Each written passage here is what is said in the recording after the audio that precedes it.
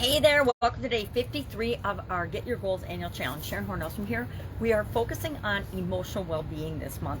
And the last 2 days of the month, I want to run through probably a 7-step process, and we'll cover one step every day to make sure we nail down this year's emotional goals. 1 to 3 areas we want to focus on and make sure we achieve this year with respect to the emotional area of our life, the emotional aspects of our life, and our emotional well-being. Maybe you want, and I'm just brainstorming here, maybe you want to increase your emotional intelligence. Maybe you want to experience more joy and happiness or love in your life. Maybe you want to stop feeling a certain way and that you want to have a goal around that. So I'm just going to quickly share the process that we're going to use this month, and then maybe we'll try it on next month too, and we'll tweak it as we go along, so by the end of this challenge we have the perfect process for handling goals, dealing with goals. I think I call it the EGP, the emotional goals process, and then of course it would change for each month, but we're just going to call it the overall goal process. I'm sharing in a little write-up in Guide 17 of the Get Your Go annual challenge. Get Up and Go challenge Guide 17 is where I'm doing a write-up every day this month. So I've outlined in more detail the process, but I'm just going to run through the steps, and each day we'll take a step at a time between now and the end of the month, so we make sure we follow the process for each area and aspect of our life. So today is to identify our current emotional state. Where are we at with respect to our emotional well-being? Where do we want to be? Again, that's kind of like the SOAP framework. Where we are, our current story versus where we want to be, creates this gap that we're going to use the rest of our goals process to fill. And the goal process is one where we're going to have a little more detailed areas and steps, because we want to make sure we are creating the measurements to know if we're making progress or not, or to have critical ways to know if we're making progress or not. But the whole goal process, creating goals, is very similar to dealing with difficult or challenging situations. It's all pretty much, anything can be boiled down to a simple 4-step process, right? You know where you are, you know what you want. That creates a gap. Well, what are the options to start filling that gap? Take some actions to fill that gap, and then are you making progress or not? Easy peasy, in my mind, only because I've done it thousands and thousands of times. So our first step is we're going to identify our current state. And our action item today then is going to be to think about our current state, think about our desired state, and select 3 maximum. When I'm looking at my annual goals, the most I pick, because we have so many different areas and aspects of our life, is 3. So if I have 3 for every area and aspect of my life, and I think I do, I might only have 2 for one, but for the most part I pick 3 key things that I want to achieve for the year, and then I break them down. Well, 3 times 9 different life framework areas is 27. So if I'm working on 27 goals, that's more than most people can handle. Some people will just have 1 in each area and aspect of their life, and then we prioritize, of course, those based on which areas we want to work on most. But this month we're focusing on emotional, so we're thinking of our 3 max, 1 to 3 wildly important goals to you with respect to your emotional well-being. I don't know what mine are yet. I left space in my book for them, but I haven't decided what they're going to be. I will look. I did set my goals this year using my process, how I always do, but it doesn't mean for this challenge I won't pick something slightly different or maybe more specific in order to make sure I'm following the rest of the process in terms of really demonstrating how I go about doing this in my life, and then seeing the results I get or that I don't get. Because guess what? I don't always get all of my goals. I've gotten better and better and better at it over the years, but sometimes I set a goal for whatever reason and life happens, life gets in the way. COVID year, I had totally different goals set at the beginning of the year in January than I ended up working toward and creating in 2020, right? The pandemic pretty much flipped everybody's lives upside down, including mine, and it didn't mean I actually had one of my best years ever in 2020 and 2021, but it wasn't because of the goals I set in the beginning of 2020. It was because I responded to the pandemic in ways that worked best for me.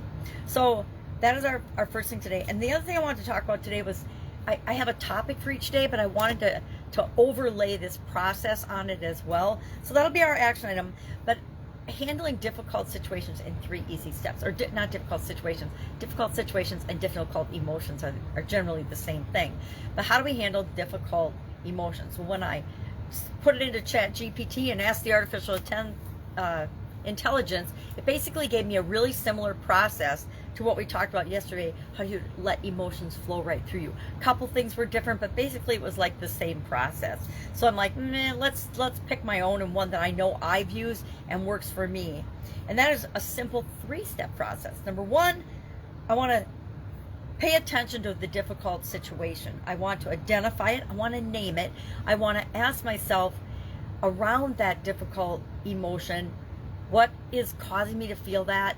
And then I want to think about it a little bit in terms of why might I be feeling that? What experience has happened in the past, or what's going on right now that's causing me to feel that emotion more intensely than I maybe want to feel it. I was talking to one of my coaching students this morning about frustration, and super duper frustrated with a lot of different areas and aspects of his life right now. And I said, what you got to do is you have to pick one emotion, one thing you're frustrated with, and frustration is the emotion that he's working through on this particular thing today. And I said, you have to sit down with frustration, and number 1, think about what's leading up to you causing, and when are you noticing that you're frustrated? What's leading up to that? What else is going on? Who are you with? Are you bringing a whole bunch of things in from your past? And a key part of that is, what is your definition of frustrated? And this is a big one. I've got a lot of experience with this one, because when I was running my own businesses, I would catch myself being short and frustrated a lot during the day.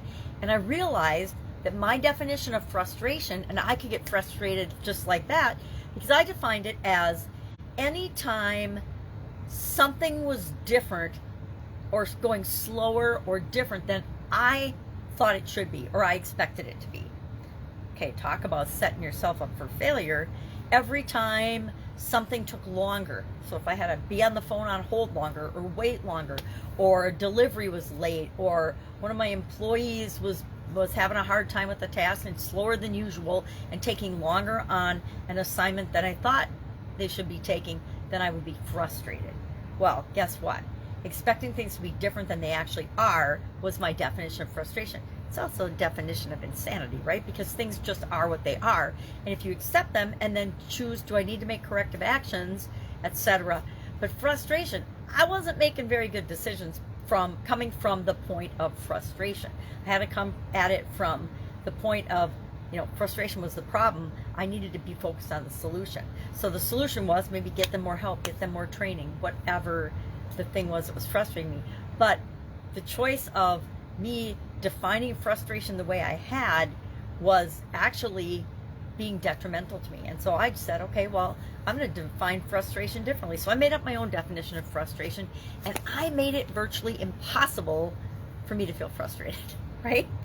And all I have to do nowadays is just remind myself to focus on what actually is in terms of a result or a situation, and then go from there. If something is taking longer, how can I help speed it up? Instead of judging, well, this should have been done already.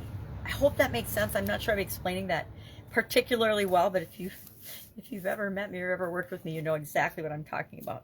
So how do we deal with the difficult situations? Number 1, we identify the emotion, how we personally define that emotion, and is our definition realistic, or is it like mine, a little bit insane to think that things are going to be, expect that things are going to be different than they actually are just because they don't match what I think they should be. And guess what? I found out that me expecting things to be a certain way was usually not very realistic, because I march to the beat of a different drum than a lot of the people that work with me or that work in my organizations or that I interact with. We all have a different speed and a different pace that we do things at.